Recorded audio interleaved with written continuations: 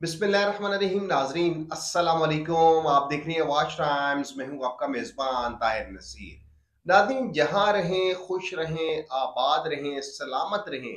हमारी दुआ है कि आप नौसरबाजों के हाथों भी महफूज रहें, क्योंकि पाकिस्तान में आपको मालूम है कि आजकल जो नौसरबाज हैं वो दिन दनाते फिर रहे हैं और उनकी पूरी कोशिश है कि किसी तरीके से पाकिस्तानी अवाम को सुहाने ख्वाब दिखाकर बड़ी गाड़ियों, बड़े मोबाइल फोन्स के इनामात का लालच देकर उनको लूटा दे।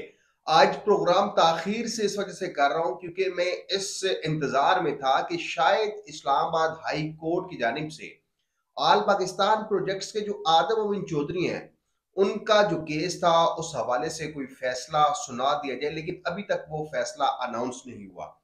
आज आपको मालूम है कि सरमायाकारी के नाम पर अवाम को लूटने के हवाले से नैब की जानिब से आल पाकिस्तान प्रोजेक्ट्स के मालिक आदम अमीन चौधरी के ऊपर नैब रेफरेंस दायर था, लेकिन नैब की जानिब से थर्ड अमेंडमेंट आने के बाद वो रेफरेंस वापस हो गया नैब को। आज इस्लामाबाद हाई कोर्ट में क्या कुछ हुआ, आदम अमीन चौधरी के वकील ने क्या स्टांस लिया, कुछ इफेक्टिव वो भी सामने आए हैं। उनके वकील ने क्या गुफ्तगू की, उनके वकील ने अदालत में क्या इस्तदा की, इस सब के चैप्टर के ऊपर बात करेंगे। लेकिन आपको एक बात बताऊं कि जो अब नए नए इफेक्टिव आ रहे हैं, कि जब वॉच टाइम्स की टीम ये दावा करती थी कि आप एप्लीकेशंस दें, उस वक्त आप सोए हुए थे। लेकिन अब उस सूरत हाल पर जब तमाम इन्वेस्टर्स को मालूम हो चुका है कि आदम अमीन चौधरी का केस तकरीबन वाइंड अप हो चुका है, तो अब नए नए एप्लीकेंट सामने आ रहे हैं। अब वो एप्लीकेंट ऐसे हैं कि उनकी इन्वेस्टमेंट शायद अगर 1 लाख रुपया हो तो उन्होंने 10 लाख रुपया लिखवाई हो, लेकिन बहुत सी बातें हैं। आज हम बात करेंगे केस के हवाले से, और इसके अलावा आज हम आपको जो मुतासरीन जो एप्लीकेंट थे उनके जो वकील हैं उनकी जानिब से जो हमारे से गुफ्तगू की गई वो भी आपको सुनाएंगे। क्योंकि आज आदम अमीन चौधरी जब इस्लामाबाद की अदालत आलिया में आए तो वो इस उम्मीद के साथ आए थे कि शायद आज उनके अकाउंट्स अनफ्रीज हो जाएं। अकाउंट्स अनफ्रीज होंगे या नहीं होंगे, आदम अमीन चौधरी के मुस्तकबिल की किस्मत का फैसला इस्लामाबाद हाई कोर्ट के 2 रुकनी बेंच की उस जजमेंट पर मुनहसर है जो जजमेंट लिखवाई जा रही है। अब उसमें फैसला क्या आना है, ये जैसे ही अदालती आर्डर आएगा, अदालती फैसला आएगा तो उसके बाद आपको बताएंगे। लेकिन आज जब इस्लामाबाद हाई कोर्ट के 2 रुकनी बेंच ने आदम अमीन चौधरी की जन्म से दायर नैब रेफरेंस जो अकाउंट्स फ्रीज थे उनकी अनफ्रीजिंग के लिए एप्लीकेशन की समाअत की, तो आदम अमीन चौधरी अपने वकील सरदार साहब के साथ पेश हुए। अब सरदार उनका नाम मैं आपको बता दूं ताकि, क्योंकि वकील सरदार अब्दुल राजिक उनका नाम है, उनके साथ वो पेश हुए। जबकि नैब प्रोसिक्यूटर जहांजेब बरवाना भी पेश हुए, एडिशनल प्रोसिक्यूटर नैब भी पेश हुए, डीआईजी इस्लामाबाद पुलिस वो भी पेश हुए, और एफआईए की जानिब से, क्योंकि अदालत ने डीजी को तलब किया था कहा था, तो एफआईए की जानिब से भी एक ऑफिसर पेश हुए।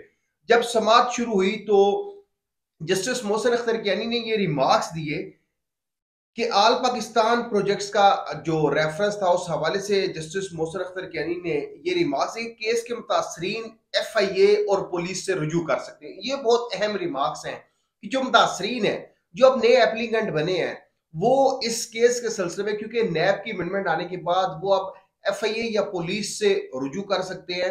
जस्टिस मोहसिन अख्तर कियानी ने ये भी रिमार्क्स दिए कि जिन्होंने नैब तरमीमी आर्डिनेंस पास किया, आप लोगों यानी कि अवाम ने उन्हें मुंतखब किया था, और आज आप लोग नैब और एफआईए को भी गालियां दे रही हैं। ये रिमार्क्स थे।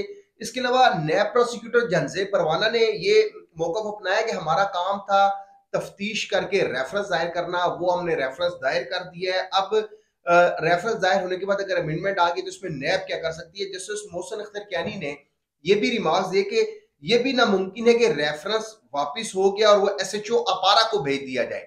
अब ये अपारा एसएचओ अपारा को भेज दिया जाए, लेकिन क्योंकि अमेंडमेंट आ गई थी। लेकिन आगे मजीद इस केस में क्या हुआ वो बहुत ही दिलचस्प है कि एडिशनल डीजी एफआईए वो भी पेश हुए थे, और इसके अलावा जो वकील हैं आदम अमीन चौधरी के, उन्होंने ये मौकफ अपनाया कि स्कीम के तहत अवाम को 19 करोड़ रुपए का मुनाफा दिया गया।